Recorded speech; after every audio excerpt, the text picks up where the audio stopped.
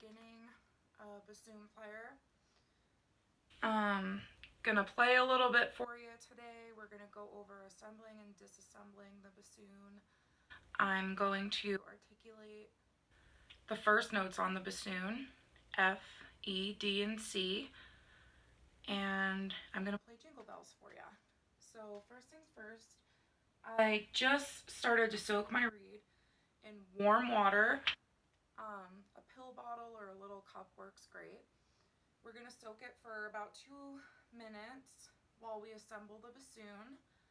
And warm water does work best while soaking the reed, although cool water is better than no water. So we're gonna pick up this boot joint. We're gonna pick it up by these metal ends. And this here is the boot joint.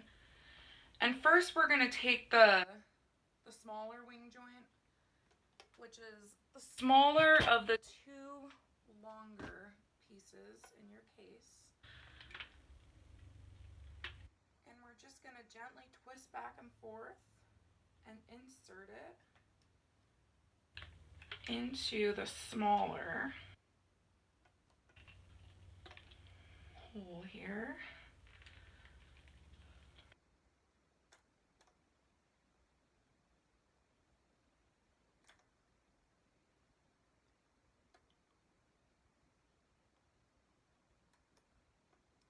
What I'm doing is I'm aligning, I don't know if you can see it, these 2 keys here. Making sure that they're aligned. We're going to grab this larger wing joint, which I believe they also call the bass joint. Don't do what I'm doing. Don't hold the bassoon between your legs when you're putting it together. Make sure you have a good grip on it. Now the part with no keys on this larger wing joint is going to go where the concave area with no keys is on the smaller wing joint. And I'm putting it in upside down. Silly me. Gently twist. Make sure you don't bend any of these keys here. Okay, so we've got these 3 pieces together. Let's set it on the floor. And we're gonna grab this bell joint here. We're gonna close this key with our thumb so we're sure not to bend it or damage it.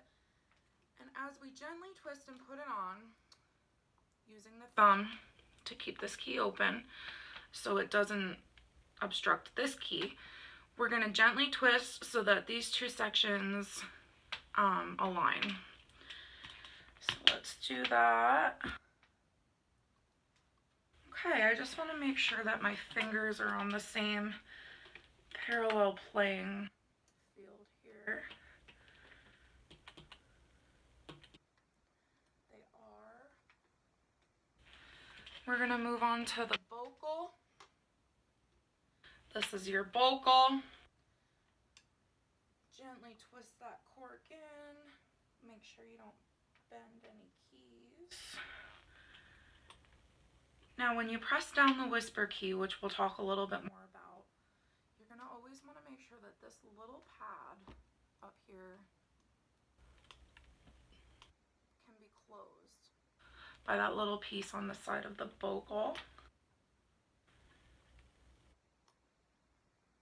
I'll show you where the whisper key is before I put my reed on. So the whisper key is this key right here, all the way at the bottom. Okay. It causes this key with the pad to move.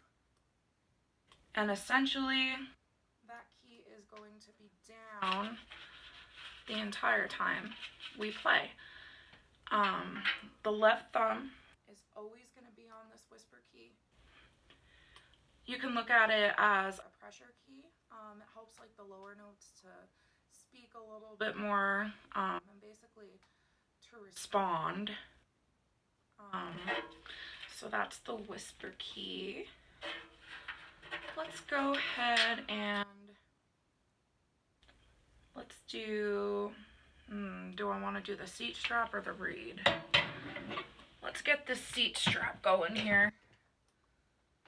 My least favorite part, but one of the most important parts. It's my least favorite because to me it takes like a lot of tweaking to get it exactly right. Now my bassoon has a little like a round hook down here, which I'm gonna insert this hook through, and I'm going to put the seat strap on the chair. Oh, it came unhooked. Be very careful of that. We don't want your bassoon flying out of your hand. Make sure it is straight. There's no knots or anything in the seat strap. It's flat and straight underneath me, okay? Now, the bassoon is coming across me. The bocal's way over here. We can adjust the bocal. We can move it to us. Is that whisper key still hitting the bocal in that same spot? It is. So I have the bocal adjusted. I'm sitting very like square. Shoulders are square over my feet. Upright, relaxed, and fluid. And we're going to accommodate the bassoon to fit our best posture. We're not going to move and contort ourselves to the bassoon. The reed will come into my mouth when I put it on the bocal at a slightly upward angle. I actually kind of like this position. It usually takes me quite a few tries with the seat strap to get it right to an angle that I'm comfortable and relaxed and actually think I'll be able to play at. Sometimes when I play, I notice that leaning the bassoon on like my thigh here, some of the buttons are like pushed down by my own body. So just be careful of that you're not like covering any holes here or pushing down any buttons. My reed is pretty wet.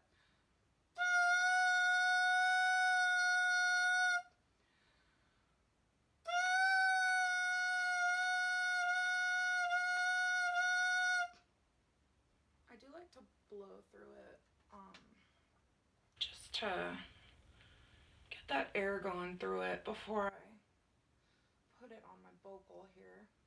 Now, like the bocal, how the bocal can be moved and adjusted to you, you can also twist and turn the reed to fit comfortably and come to your mouth at the correct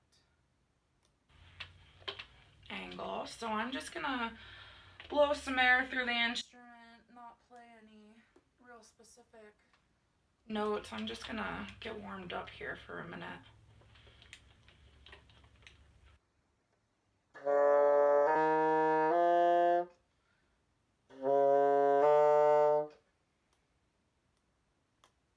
I'm hitting that whisper key in the back. I'm not taking my left thumb off of it.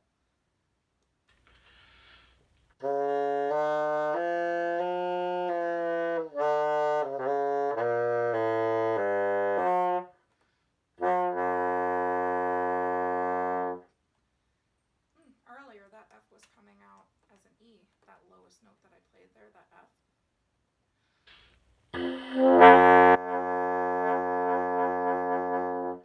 Ooh, and we're hearing some like waves there that I don't like, intonation. So let's get started. My reed's nice and wet. I like my position, I think. I'm not holding up the bassoon with my hands. It's just laying across me at an angle. So let's play notes F, E, D, and C. And we're going to play these articulated. When the tongue hits the reed, we're not going to use too much of the tongue. The notes, when we play them all together, going down and then up, the F, E, D, C, C, D, E, F, they need to be smooth and connected. There needs to be constant air going through there. And then just not too much of the tongue. Just lightly touch the reed, and remember that the back of the tongue is pulled back. So starting on F, all we're going to do is hit the whisper key. E, bring it down 1. D, fingers 1 and 2 with the whisper key.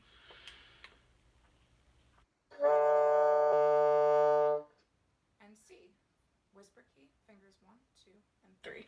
Now, when you bring that third finger down, make sure it is covering the entire hole, because if you have short fingers like me, or you're just not used to playing the bassoon, it's going to be hard to really get this finger over and cover that hole.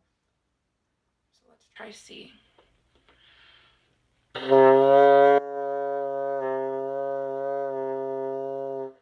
sounding pretty out of tune, so we're going to need to adjust the embouchure for that. So sorry, I have my flashcards here. Just making sure I cover everything. Let's articulate. Keep that air going. But we'll do F down to E down to D. Don't even add that C yet. What I also forgot to mention is these fingers here, keep them kind of like in place, curled where they would be if you were playing them. It still takes me a minute to get my finger placement. So we're gonna go E or F, E, D. Keep the air going and articulate using the tongue. These fingers are in place.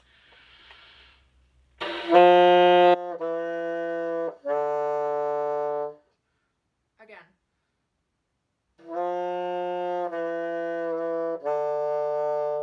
Again.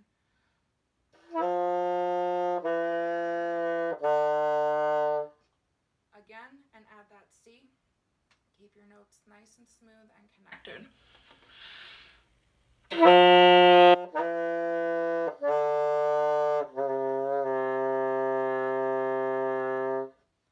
Now to get that like stable tone and have that look, the C fingers 1, 2, 3 in the whisper key in tune, I relax my jaw a little bit, but I also bring it down. Comes down. And that really helps with the tone of that C, I've noticed. So let's go down. We'll go F, E, D, C, C, D, E, F. Okay. My singing is not very good.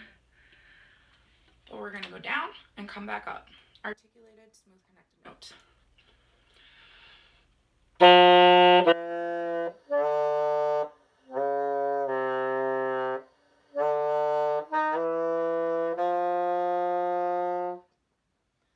Keep that air big. Keep it going through the body. I don't know if you could hear that I adjusted that C. Now I'm not liking where my seat strap is, so I'm going to pull it from this end. I'm going to just reach. It's right over here. Comes out the other side. Oh, adjustments. So yeah, now that we have the F down to the C articulated, I'm going to go ahead and play an F major scale for you. Hopefully everything comes out okay.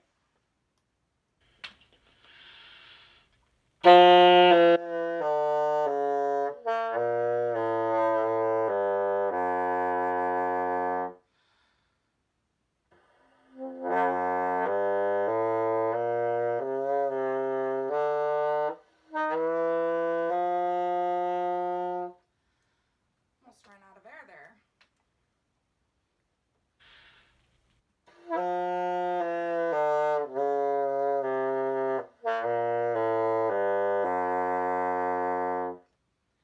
So there you have it, the F major scale with a pretty out of tune C.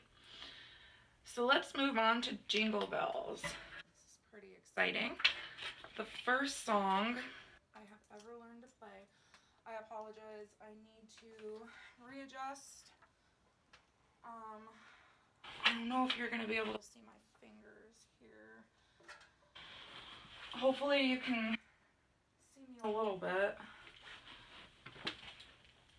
But I'm gonna have to move this stand just directly in front of me after I get adjusted here with my seat strap and my playing position.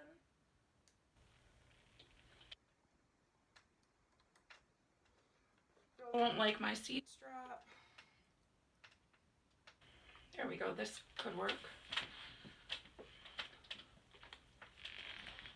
Gosh, adjusting the seat strap so that you're comfortable and your playing position is correct, and you know, it's rough, but it's very important.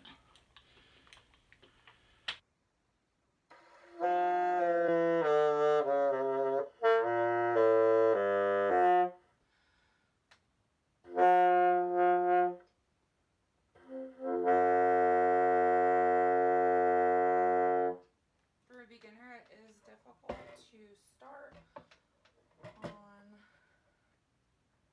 Oh goodness. How? I don't even know if you could see my fingers if I sit to the side.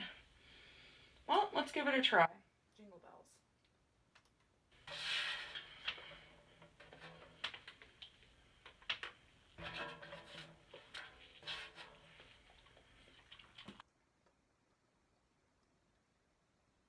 Whisper key is down the whole time.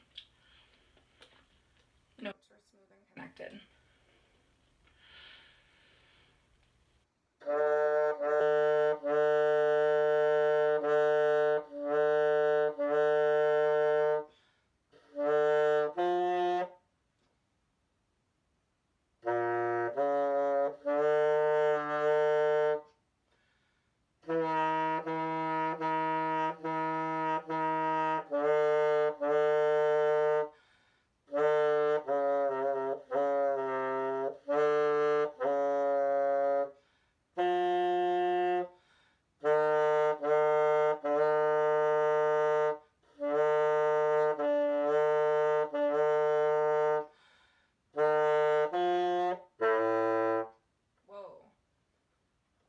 Flat. Let's start from that measure.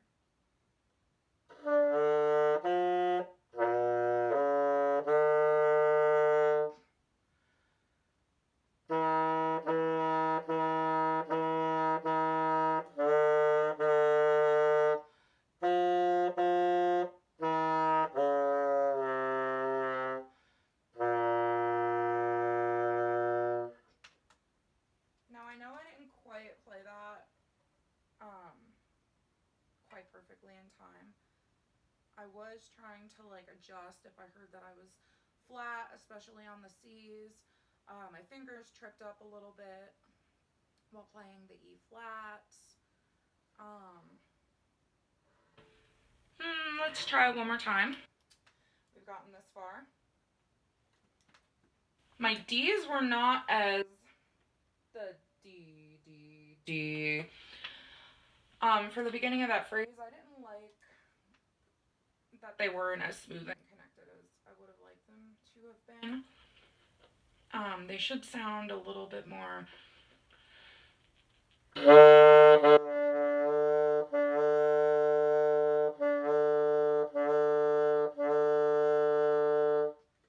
Minus the squeaking, and to help that, you can go ahead and just take a little bit of the reed out of your mouth. And that can help the sound come out a little bit better. So yeah, let's take a look at this again. 1, 2.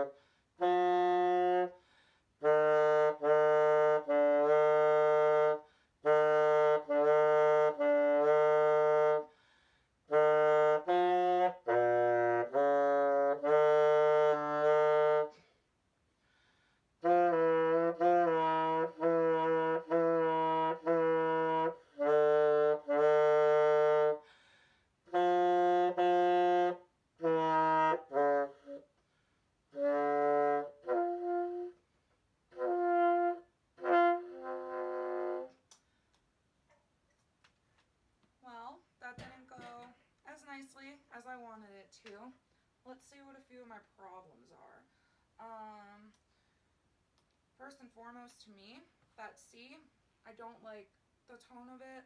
I notice that when I bring my jaw down while playing, it really like pops that C into place. It just sounds so much better.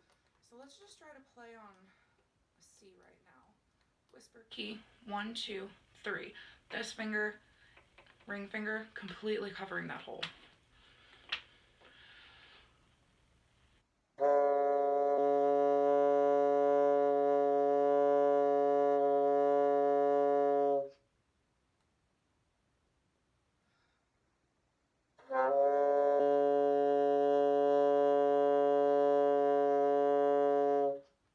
So that does sound a lot better when I bring my jaw down and I'm not so tense like around the face. It was a little bit wobbly at the end of the note, but that's okay. We're learning. Another problem was I don't like, it doesn't sound like that E flat is coming out very clearly. So we have the whisper key down. 1, skip this middle one. 3, completely covering, and then we're gonna do this middle key down here to kind of make up for this middle one that we're missing. Now we're also gonna hit this key in the back with the thumb.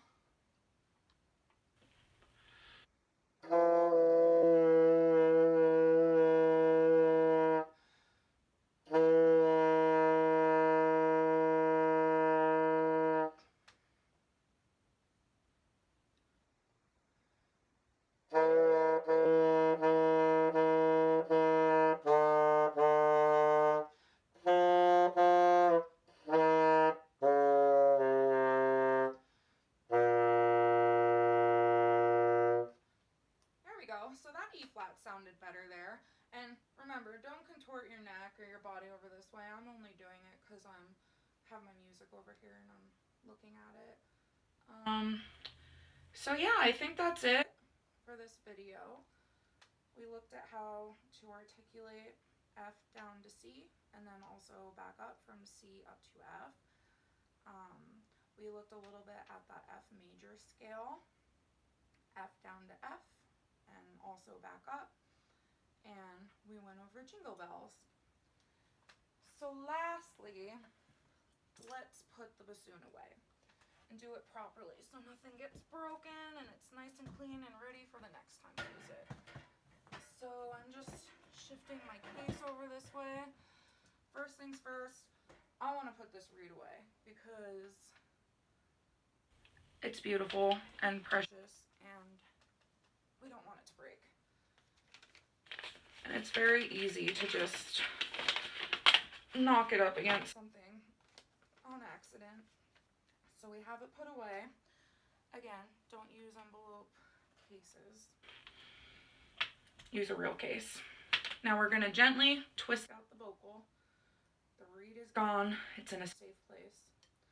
Normally, what we would do with the vocal is blow into the big end and blow into it forcefully so that you get any condensation out. It's really gross, but that is what you would do.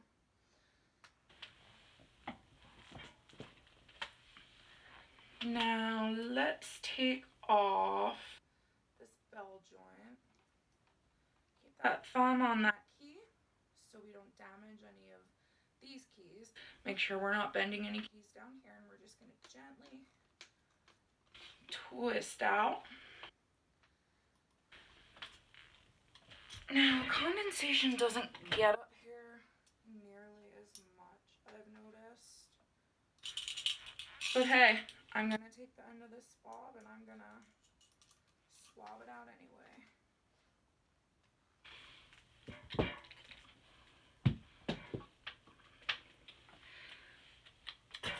Okay, so let's go ahead and take the smaller bass, or the smaller wing joint, I'm sorry.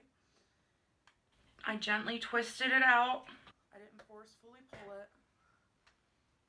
So this is a smaller wing joint. We're just going to take the swab and we're going to get all that condensation and spit out of here. Oh, shoot.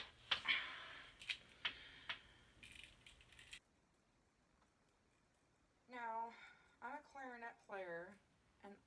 I do not see nearly as much condensation or spit when I play my clarinet as I do when I play the bassoon. I don't know if it's because I've been playing the clarinet for years and I just learned the bassoon, or if we use more spit because the double reeds need to be super wet. I don't know. But the first time I ever really sat down for a practice session and played and went to go take it apart and clean it afterwards, there was a lot of spit. So there we go. We got that smaller wing joint cleaned out. It's back in its case. We're going to take the larger wing joint, also known as the bass joint, gently twist it off. We're going to swab out this one. Same way we did the smaller one.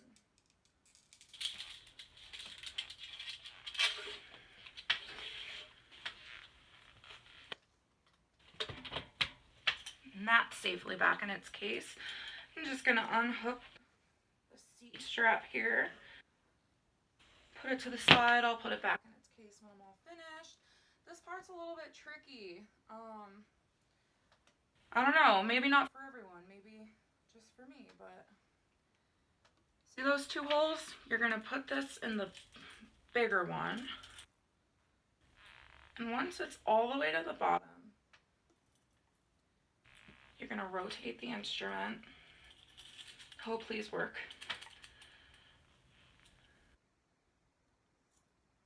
All right.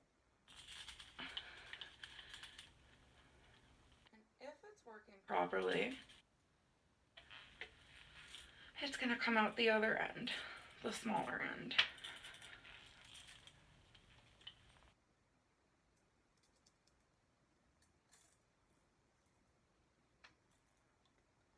Not sure why I always seem to have problems with this. One of the bassoon teachers, Jacob, did say that if you're having problems putting it in the bigger end, you can start with it in the smaller end, although it's not ideal. I think it's like more likely to get stuck, I don't know. But I put it in the smaller end, and for some reason, when I enter it in the smaller end and pull it out this bigger end here, it works much better for me.